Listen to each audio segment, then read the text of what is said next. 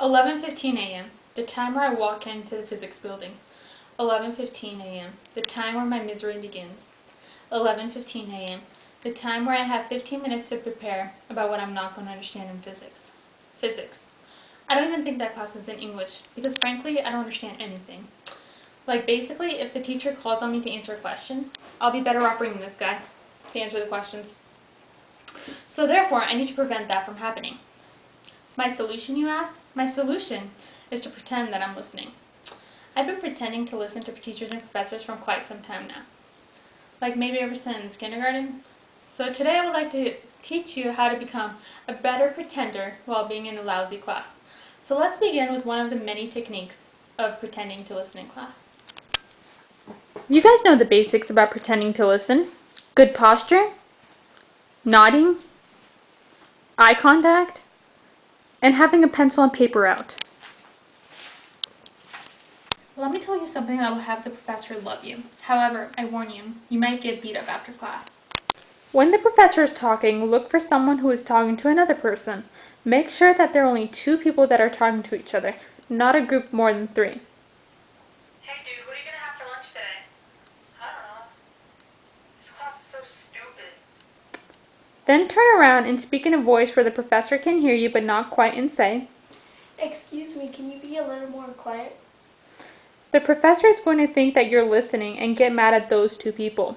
He therefore would make their life miserable while you sit there and start on your homework from another class. You might not have any friends in that class, but hey, at least you're on the professor's side. Now you have seen one of the techniques of pretending to listen, which was trying to get someone else in trouble. Now let's go on to something more advanced. In order to have the professor believe that you are actually listening, raise your hand to answer a question. I'm not saying to be the first person to raise your hand. Look around. When you see and hear the professor call on someone, that is when you raise your hand. Sometimes this is risky because the person that was first called on might have gotten the answer wrong. When he calls on you, be like, Oh, I was gonna say that. Now if the person says the right answer, you are in luck. However, you need to pretend you are disappointed because you weren't called on first. The professor would be happy to see you trying while everyone in the class is emotionless. We have learned 2 techniques about how to pretend to listen. Now I'm going to have you become an awesome one. Sometimes it's just one of those days and you don't want to make an effort in class. So what do? Well, figure out a way that is very clever.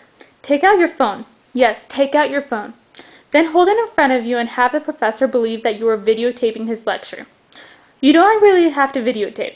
If you're just like me, I just stare at the time on my phone. However, you need to ask if you could videotape the professor beforehand. Sometimes they get angry and they don't want you to do that. In most cases, the professor will love you because he would be thinking, hey, this person is really enjoying my class. Being in that physics class was torture for me, but with my techniques, asking someone to quiet down, raising my hand at the last minute, and videotaping, I survived. I was never called on in class. And now you know how to pretend to listen in class.